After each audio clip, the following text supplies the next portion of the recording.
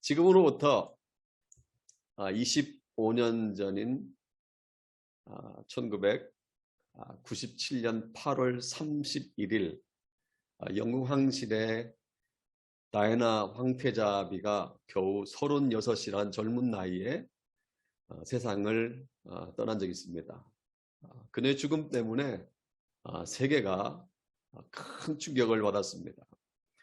기억하시는 분들이 계시겠지만 다이애나는 가족의 가문에서 출생해서 수많은 사람들의 축복과 선망 속에서 찰스 황태자와 세기의 결혼식을 올렸습니다. 그리고 부족함이 없는 생활을 했습니다.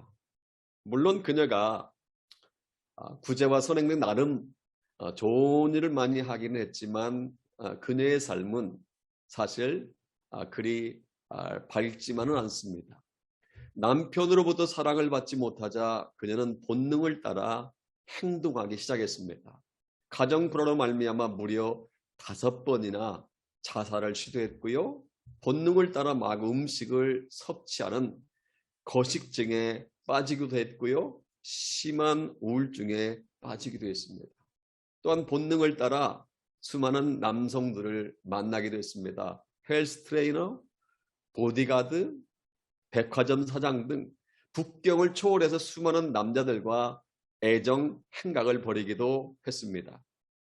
그러다가 마지막에는 애인과 함께 파리에서 교통사고로 비참하게 생을 마감한 것입니다. 다이애나가 죽은 지 5일이 지난 1997년 9월 5일 마더 테레사 수녀도 세상을 떠났습니다. 원래 테레사는 유고슬라비아에서 태어나고 12살 때에 수녀가 되기로 결심을 했다고 합니다. 그러다가 18살 때 고국을 떠나 인도 캘커타로 가서 그곳에 있는 로레토 수녀원에서 20년 동안 주로 가르치는 일을 했다고 합니다. 그러다가 1948년 어느 날 기차 여행을 하다가 불쌍한 사람들을 보게 됩니다. 버려진 사람들, 집 없는 사람들, 가난한 사람들, 이 사람들을 보면서 이 사람들을 돕는 것이 나의 사명이구나라는 것을 깨닫게 됩니다. 그 이후에 그는 자기가 발견한 사명에 따라서 고아들과 미혼모들과 정신박약아들 또 나환자들 돌봤고요. 하다못해 에이즈 환자들까지 돌봐주는 사역을 했습니다. 캘커타에서만 무려 3만 6천 명이나 되는 사람들을 돌보았다고 합니다. 그녀가 세운 1948년에 세운 사랑의 선교회는 지속적으로 발전해서 캘커타뿐만 아니라 인도 전역에 브랜치가 설치되었고요. 남미라든지 아프리카 또 이곳 호주 같은 곳에도 세계 각처에 브랜치가 세워져서 무려 67개나 설치되었다고 합니다. 이 일로 마더 테레사 수녀는 1979년에 노벨 평화상을 수상합니다. 비록 힘들고 어려운 길이었지만 그녀는 이 사명을 따라 살다가 나이 87세에 세상을 떠난 것입니다. 이처럼 두 사람은요, 비슷한 시기에 세상을 떠났지만 사람들의 평가는 완전히 달랐습니다. 한 사람은 남편으로부터 사랑을 받지 못하고 가정 불화로 말미암아 고통을 당하다가 말년에 본능을 따라 행동했습니다. 본능을 따라 살았던 것입니다.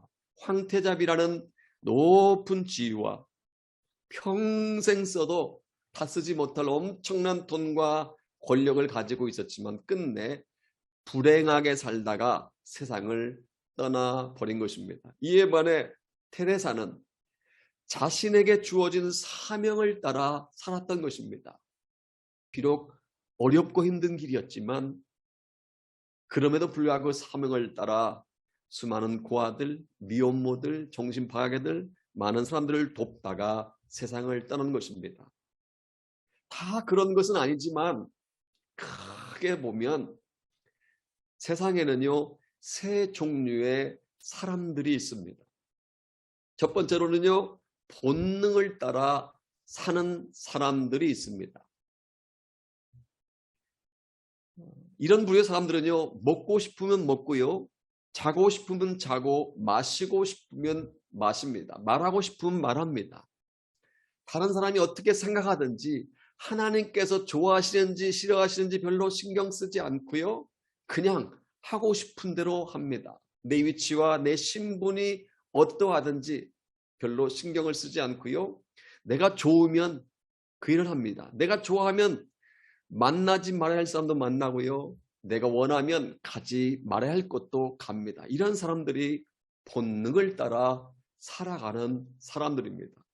둘째로 이익을 따라 사는 사람들이 있습니다. 이런 부류의 사람들은요, 자기에게 이익이 되면 눈에 불을 켜고 달려듭니다. 자기의 이익을 위해서는 친구도 배신하고 선생님도 배신하고, 또한 자기 이익을 위해서는 형제간의 법정 싸움도 하고 부모님의 눈에서 눈물 나게 합니다. 모든 것을 자기 중심적으로 생각하며 살아가는 사람들이 바로 이익을 따라 살아가는 사람들이라고 할 수 있습니다. 세 번째로 사명을 따라 사는 사람들이 있습니다. 이런 부류의 사람은요, 먹고 싶어도 사명에 어긋난다면 먹지 않습니다. 마시고 싶어도 마시지 않고요, 사명에 방해가 된다면 가고 싶어도 가지 않습니다. 입고 싶어도 사명을 위해서 입지 않고, 말하고 싶어도 사명을 위해서 절제합니다. 힘들게 모은 돈이기 때문에 폼나게 쓰고 싶지만 사명을 위해서 더 귀한 곳에 쓰려고 절제도 합니다. 욕도 먹을 수도 있고요, 고난도 받을 수도 있지만, 심하면 위험할 수도 있고 여러 가지 어려움을 당할 수도 있지만 그 길로 갑니다. 바로 이런 부류의 사람들이 사명을 따라 살아가는 사람들입니다. 여러분에게 도전합니다. 여러분들은 무엇을 따라 사는 사람입니까? 본능을 따라 살고 있습니까? 이익을 따라 살고 있습니까? 아니면 사명을 따라 살고 있습니까? 여러분들은 무엇을 위해서, 무엇을 따라, 어떤 방향으로 가고 있습니까? 오늘 저는 우리가 읽은 본문을 가지고 인생의 방향이 달랐던 두 사람, 인생의 방향이 달랐던 두 사람의 제목으로 함께 은혜를 나눌까 합니다. 오늘 본문에 보면 서로 다른 인생을 살았던 두 사람이 등장합니다. 앞서 소개한 사람처럼 한 사람은요, 다이애나처럼 본능을 따라 살았고, 또 다른 한 사람은 테레사처럼 사명을 따라 살았습니다. 같은 시대에 같은 나라, 같은 지역에서 살았음에도 불구하고 두 사람의 인생은 정반대였습니다. 오늘 첫 번째로 본능을 따라 살아가던 한 사람을 살펴보려고 합니다. 그는 우리가 잘 알고 있는 헤롯 왕입니다. 성경을 보면, 신약 성경을 보면 헤롯이라는 이름이 많이 나오는데요, 모두 한 혈통에서 나온 사람들입니다. 마태복음 2장에서 예수님이 탄생하셨을 때 베들레헴 지방에서 태어난 아이들은 모조리, 산의 아이들은 모조리 죽이라고 명을 내렸던 왕은 헤롯 가문의 1인자라고 해서 헤롯 대왕이라고 부릅니다. 그런 뇌물을 주고요, 로마 황제로부터 유다 왕으로 임명을 받았습니다. 그리고 그의 아들들과 손자들도 영토의 일부의 통치권을 위임받아서 통치하는 영주와 같은 역할을 했습니다. 그가 사마리아 여인 말다스라는 여인과 결혼해서 낳은 아들이 많았는데, 그 중에 한 아들이 오늘 본문에 등장하는 헤롯 안티파스입니다.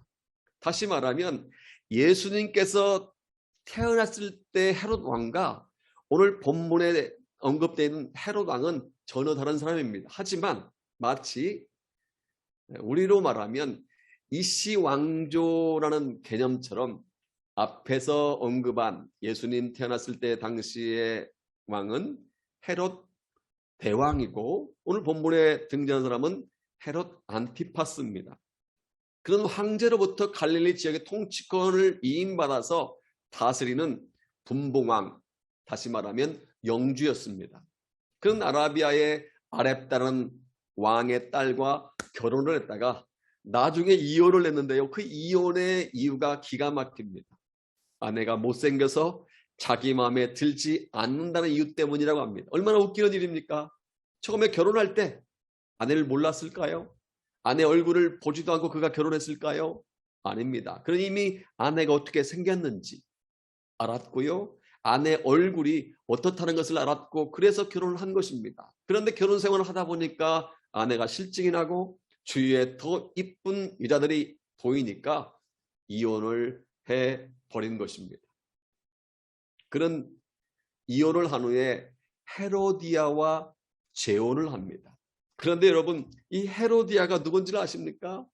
다름 아닌 동생 헤롯 빌립의 아내였습니다. 그러니까 자기의 권력을 이용해서 친동생의 아내까지도 빼앗아버린 못된 남자, 못된 형이라는 것을 알 수 있습니다.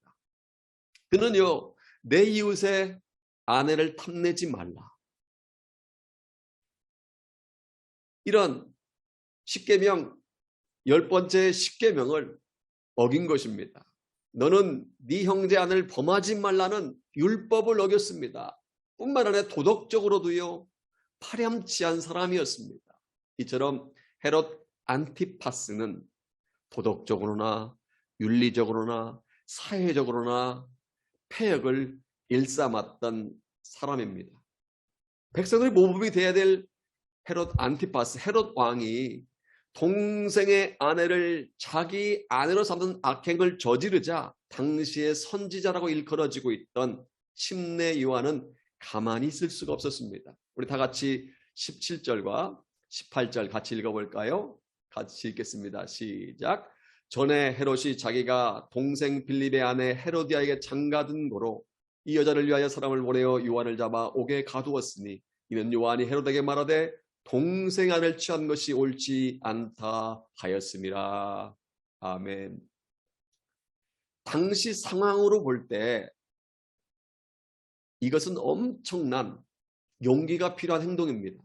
서슬퍼런 권력자 왕에게 동생의 아내를 취하는 것은 옳지 않습니다 라고 회개를 촉구한 것은요, 아무나 할 수 없는 일입니다.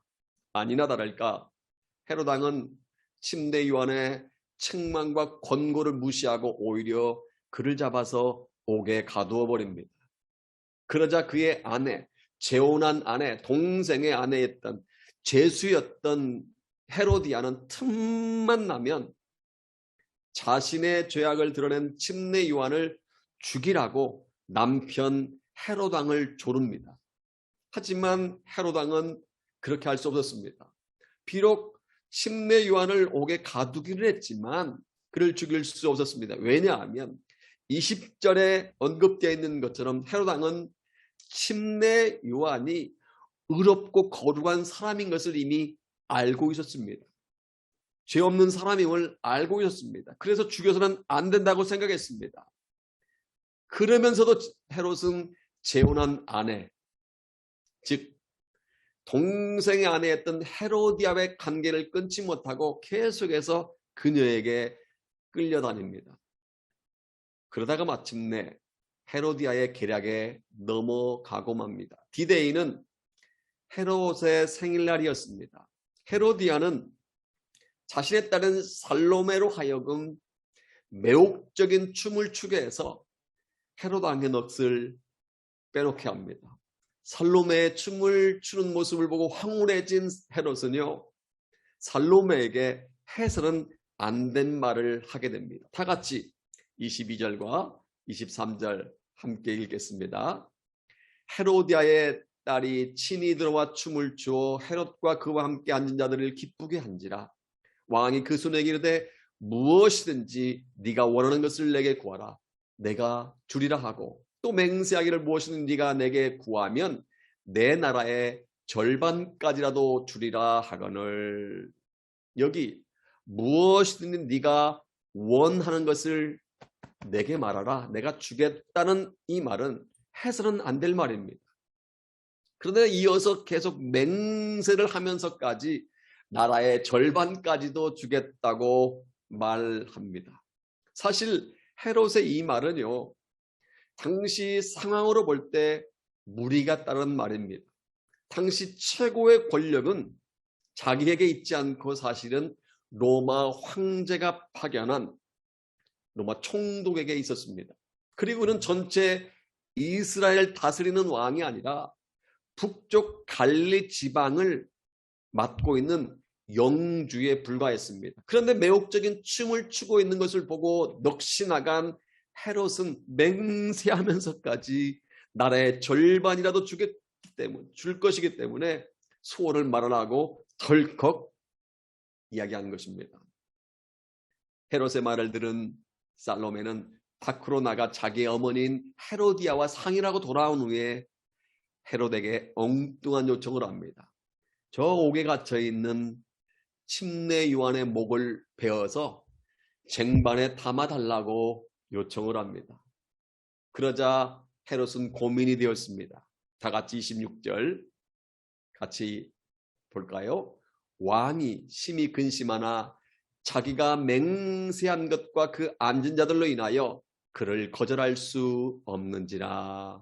헤롯은 심히 근심을 합니다. 왜 그렇습니까? 주위에 있는 사람들 때문입니다. 수많은 그런 사람들 앞에서 소원을 말하라. 소원을 말하면 내가 나라의 절반이라도 너한테 줄 것이라고 덜컥 맹세까지 했는데 그 맹세를 한 지가 얼마 전인데 살로메가 요구한 그 요구를 차마 거절하지 못하게 됩니다. 헤롯은 의롭고 거룩한 하나님의 선지자 요한을 죽여서는 안 된다는 것을 알고 있었지만 살로메의 요청을 거절하지 못합니다. 왜냐하면 그는 하나님을 의식하기보다 사람들을 더 많이 의식했기 때문입니다. 요즘 우리 주위에도 보면 이 헤롯과 같은 사람들이 참 많이 있습니다.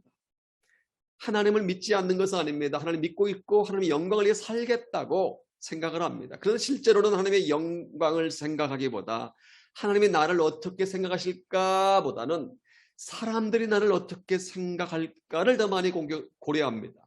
내가 이 일을 하면 하나님이 기뻐하실까라는 생각보다 내가 이 일을 하면 혹시 사람들이 나를 왕따시키는 건 아닐까라고 생각합니다. 이러한 사람들은요, 하나님의 눈을 의식하기보다 주위 사람들의 눈을 더 의식하는 사람이라고 할 수 있습니다. 과거 종교개혁을 앞장섰던 마르틴 루터라든지 칼뱅이라든지 찌빙글리 같은 사람들은요, 종교개혁을 추진하면서 항상 코람데오 정신을 가지고 있었다고 합니다. 코람 앞에서 데오 하나님, 다시 말하면 하나님 앞에서의 생각, 하나님 앞에서 있다는 정신을 가지고 살았다고 합니다. 다시 말하면 그들 자신이 항상 하나님 앞에 서 있다는 생각을 했다는 것입니다. 사람들이 나를 어떻게 생각할까? 라는 생각보다는 하나님이 나를 어떻게 판단하실까라고 생각했다는 것입니다. 오늘 우리에게도 이 코람데오 정신이 필요한 줄로 믿습니다. 사람들의 눈보다 하나님의 불꽃 같은 눈을 더 의식해야 할 줄로 믿습니다. 사람들이 나를 어떻게 판단할까 보다 하나님이 나를 어떻게 판단하실까를 더 생각해야 할 줄로 믿습니다. 본문으로 돌아와서요, 본문을 보면 하나님을 의식하기보다 사람들 더 많이 의식했던 헤롯은 마침내 옥에 갇혀있던 침례 요한의 목을 베도록 명령을 내립니다. 그리고 요한의 목을 벤 후에 소반에 얹어서 헤로디아에게 줍니다. 그 일이 있은 후 헤롯은 날마다 악몽에 시달리며 괴로운 나날을 보내게 됩니다. 그럼에도 불구하고 그는 회개하지 않았습니다. 가정이지만 만약 그가 겸손하게 요한의 충고나 권고를 들었더라면 그의 인생은 180도로 달라졌을 것입니다. 요한의 말을 듣고 요한의 권고를 듣고 잘못된 자리에서 돌이켰더라면 그는 새로운 인생을 살았을 것입니다. 그러나 그는 하나님 앞에서 회개하지 않았습니다. 반대로 그는 예수께서 여러 가지 역사를 일으키고 예수님에 대한 소문이 돌자 혹시나 내가 살해한, 내가 사형을 언도를 내린 침례 요한이 다시 살아난 것은 아닐까라는 생각으로 더욱 두려워 떨게 됩니다. 이처럼 헤롯은요 본능을 따라 살았던 사람입니다. 아내가 못생겨서 자기 마음에 들지 않는다고 이혼을 해보려고요. 본능을 따라 자기의 권력을 이용해서 친동생의 아내를 빼앗아 버리고 그녀와 결혼을 했습니다. 본능을 따라 많은 신하들 앞에서 나라의 절반까지라도 주겠다고 잘못된 맹세를 했고요. 본능을 따라 사람들을 의식하다가 죄 없는 침례 요한의 목을 베어버리기도 했습니다. 결국 양심의 소리를 외면하고 자신의 체면을 위하여 하나님의 종을 죽인 헤롯은 일생 동안 고생을 하다가 비참한 최후를 맞이했다고 합니다. 오늘 본문을 보면 두 번째로 사명을 따라 살아가던 한 사람이 등장합니다. 그 사람은 침례 요한입니다. 그는 제사장이었던 아버지와 기도하는 어머니 사이에서 예수님보다 6개월 먼저 태어났습니다. 그는 태어날 때부터 보통 사람과 달랐습니다.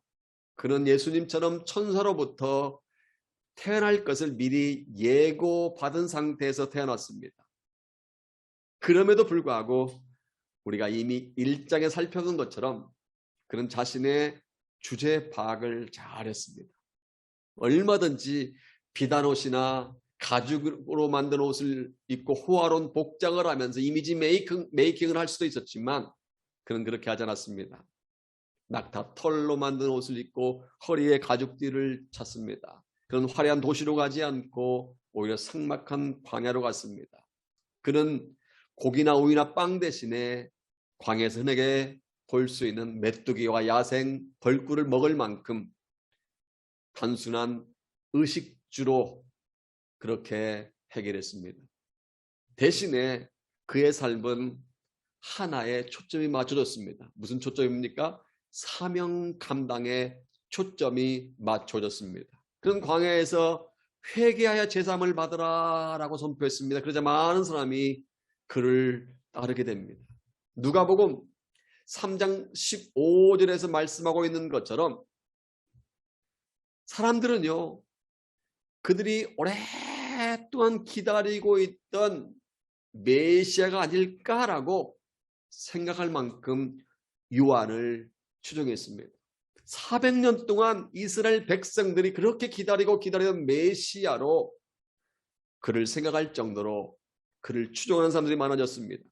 이쯤 되면 침례 요한이 딴 생각을 먹을 수도 있습니다. 거짓으로 자기가 메시아라고 주장할 수도 있고요. 자기를 따르는 무리를 조직해서 뭔가를 만들어낼 수도 있었습니다. 그런데 그는 그렇게 하지 않았습니다. 사람들이 자기에게 몰려와서 침례를 받는데 별 관심을 두지 않았습니다.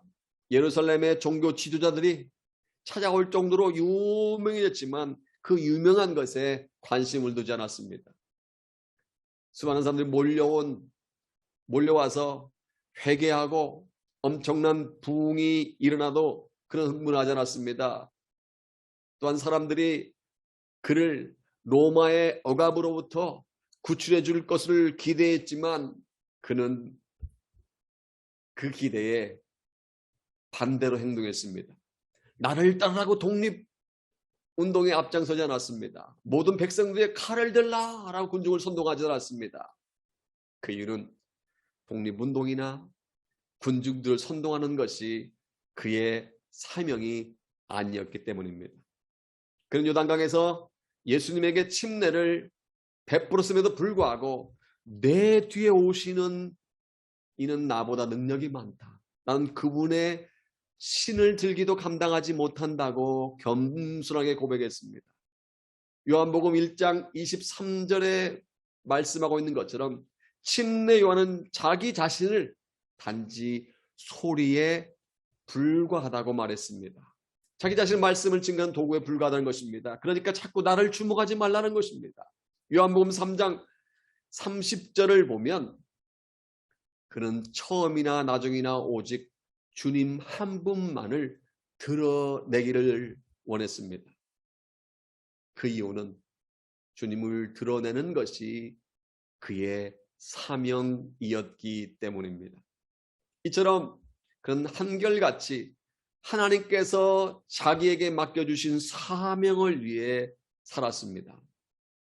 본문을 보아도 그런 사명을 최우선순위에 두었다는 것을 알 수 있습니다. 앞에서 언급한 것처럼 헤롯 왕은요, 동생 아내를 자기 아내로 삼는 악행을 저질렀습니다.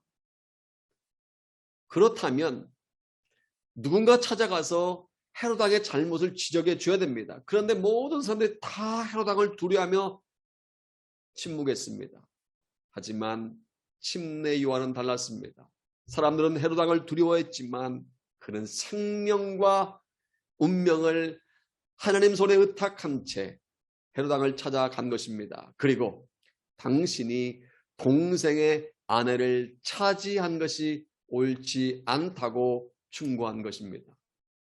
이 말 때문에 감옥에 갇히게 되었고 결국은 죽게 됩니다. 세상적으로 보면 그의 죽음은요, 어리석은 죽음인 것처럼 느껴집니다. 사실 그가 그러한 말을 하지 않아도 상관이 없습니다. 그가 헤롯 왕에게 그러한 말을 하지 않는다고 시비 걸 사람은 아무도 없습니다. 그런데 침례 요한은 달랐습니다. 분명하게 헤롯의 잘못을 지적해 준 것입니다. 그 결과 감옥에 갇혀 있다가 목이 베어 순교를 한 것입니다. 그는 하나님께서 자신에게 맡겨준 사명을 충성스럽게 감당하다가 순교한 것입니다. 그래서 마태복음 11장 11절을 보면 예수님으로부터 여자가 낳은 자 중에 침례 요한보다 더 큰 이가 없다라는 칭찬까지 받게 된 것입니다. 그건 짧지만 30여 년이라는 짧은 인생을 살았지만 세상 어느 누구보다도 사명을 따라 살았던 사람입니다. 여러분, 사명을 영어로 뭐라고 하는지 아십니까? 미션이라고 말합니다. 이 미션이란 말은 미시오라는 라틴어에서 왔는데 보낸다라는 의미가 있습니다. 그러니까 나를 보내신 하나님의 뜻이 사명이라는 것입니다. 이 땅에 태어난 사람이 태어나게 한 사람의 뜻을 가지고 왔다는 것입니다. 사랑하는 여러분, 여러분들은 사명을 발견하셨습니까? 하나님께서 여러분들을 이 땅에 태어나게 하신 뜻을 찾으셨습니까? 아마 이 자리에 계신 분들 가운데 무슨 말을 하는 거야? 나는 어느 누구로부터 사명을 받은 적이 없는데 내가 누구로부터 사명을 받았어야 사명을 감당할 게 아니야 라고 반문하실지도 모르겠습니다.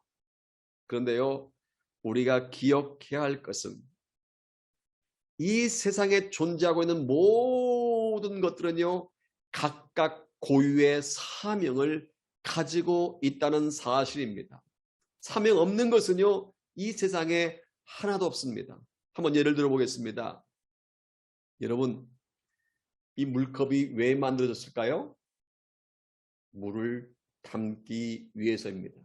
물을 담는 것이 이 물컵의 사명입니다. 그런데 이 물컵에 물을 담지 않고 동전을 담으면 그때부터 그것은 물컵이 아니라 동전컵, 동전 그릇이 되는 것입니다. 문방구에서 파는 가위가 왜 만들어졌을까요? 가인은 무언가를 자르기 위해서 만들었습니다. 종이를 자르거나 물건을 자르거나 어떤 걸 자르기 위해서 만들어졌는데 이 자르는 것이 가위의 사명입니다. 만약 가위가 아무것도 자르지 못하게 되면 어떻게 됩니까? 쓰레기통에 던져지게 될 것입니다.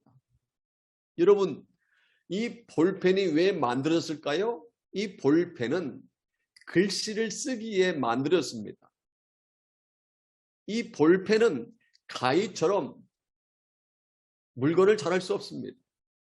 그런데 아무도 볼펜이 물건을 자르지 못한다고 해서 불평하거나 쓰레기통에 던지지 않습니다. 왜 그렇습니까? 볼펜은 자르는 것이 사명이 아니라 글씨를 쓰는 것이 사명이기 때문입니다. 그런데 이 볼펜이 쓰레기통에 던져진 신세가 될 때가 있습니다. 그것은 잉크가 떨어졌든지 글씨를 제대로 쓰지 못할 때입니다.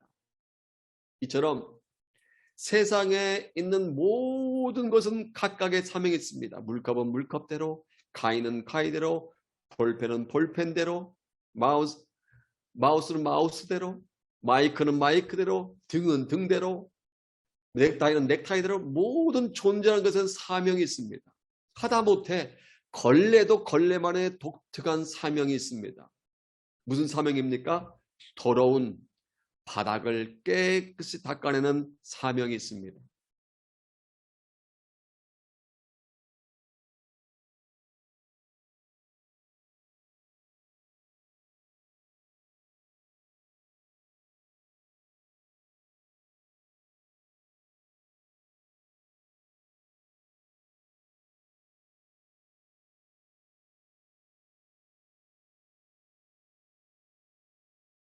없습니다. 난 사명을 받지 않았습니다. 난 사명자가 아닙니다. 라고 말하지 마시기 바랍니다. 목사나 평신도나 나이가 어린 학생들이나 연세 드신 분들이나 남자나 여자나 다 사명자임을 기억하시기 바랍니다. 이 땅에 살고 있는 우리 모두는 다 독특한 하나님의 목적을 가지고 태어난 사명자라는 사실을 믿으시기 바랍니다. 사랑하는 하모니 가족 여러분, 이제 한 이야기를 소개하고 말씀을 맺겠습니다. 아마 들어보신 분들이 계실 것입니다. 어떤 성당을 건축하는 공사장에서 돌을 담는 3명의 석공이 있었습니다. 길을 가던 한 신부가 3사람의 석공을 향해서 차례차례 물었습니다. 첫째 석공에게 지금 당신은 무엇을 하고 있어? 라고 묻자 그가 이렇게 대답합니다. 보면 몰라요? 먹고 살기 위해서 돌을 다듬고 있지 않소? 그 신부가 둘째 석공에게 똑같이 묻습니다. 지금 무엇을 하고 있어?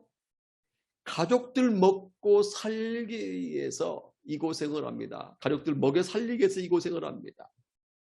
셋째 석공에게 똑같이 묻습니다. 지금 당신은 무엇을 하고 있어? 그러자 3번째 석공이 이렇게 대답했다고 합니다. 저는 아름다운 하나님의 성전을 짓고 있습니다. 3명의 석공은 똑같은 장소에서 똑같은 일을 하고 있었지만 목적이 달랐습니다.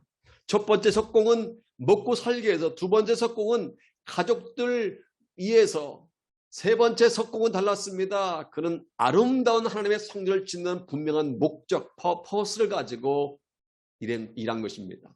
이처럼 우리가 어떤 일을 하고 있느냐도 중요하지만 더 중요한 것은 일을 하는 목적입니다.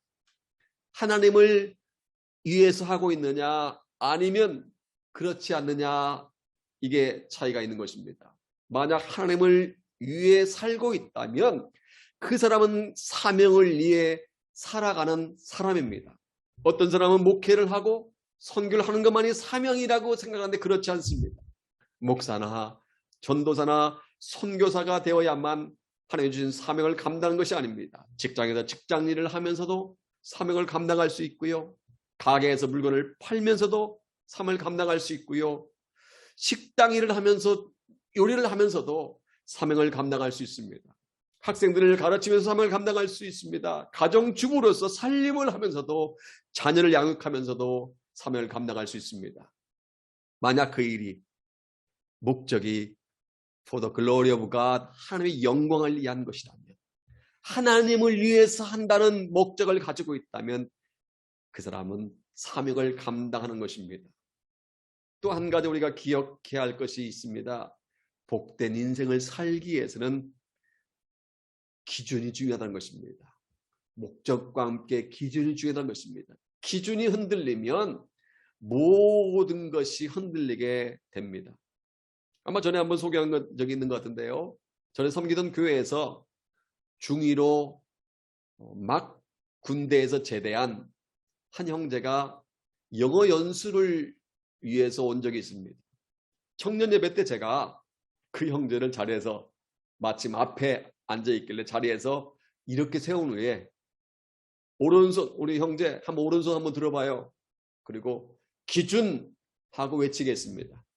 그러자 막 제대한 지 한 달도 안 된 형제라서 그런지 손을 번쩍 들면서 기준 하는 것이었습니다. 그래서 제가 이렇게 말했습니다. 기준을 중심으로 사열중대 헤쳐 모여. 기준을 중심으로 사열중대로 헤쳐 모여. 갑자기 예배를 드린 청년들이 황당한지 엉거주춤 동작 봐라.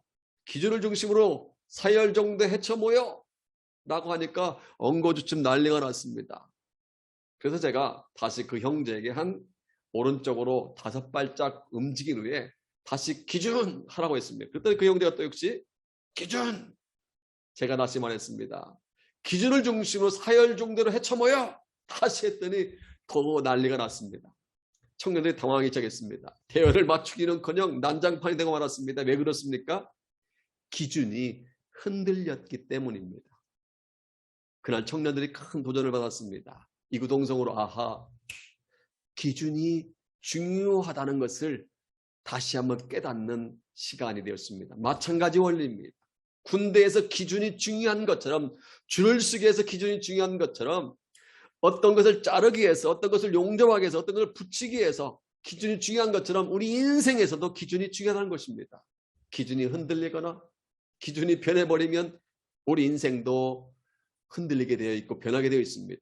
그런데 우리가 하나님을 위해 살겠다는 분명한 기준을 세워놓는다면 그 기준이 우리의 인생을 복된 길로 이끌어가는 줄로 믿습니다. 우리가 침례 요한처럼 하나님께서 주신 사명을 위해 살겠다. 하나님을 위한 목적을 가지고 살겠다는 마음을 가지고 그렇게 살아간다면 우리 인생은 복된 인생이 될 수 있는 줄로 믿습니다. 그러므로 돈과 명예와 권력과 인기와 같은 세상 것들을 기준 삼지 말고 인생의 생사화복을 주장하시는 하나님을 인생의 기준으로 삼으시기를 소원합니다. 성공하고 출세하고 돈 버는 것에 삶의 목적을 두지 말고 하나님의 영광을 위해서 하나님께서 주신 사명의 삶의 목적을 두는 저와 여러분 되기를 소원합니다. 헤롯 안티파스처럼 본능을 따라 살지 말고 이익을 따라 살지 말고 침례 요한처럼 사명을 따라 살아가는 저와 여러분 되시기를 주님의 이름으로 축복합니다. 아멘.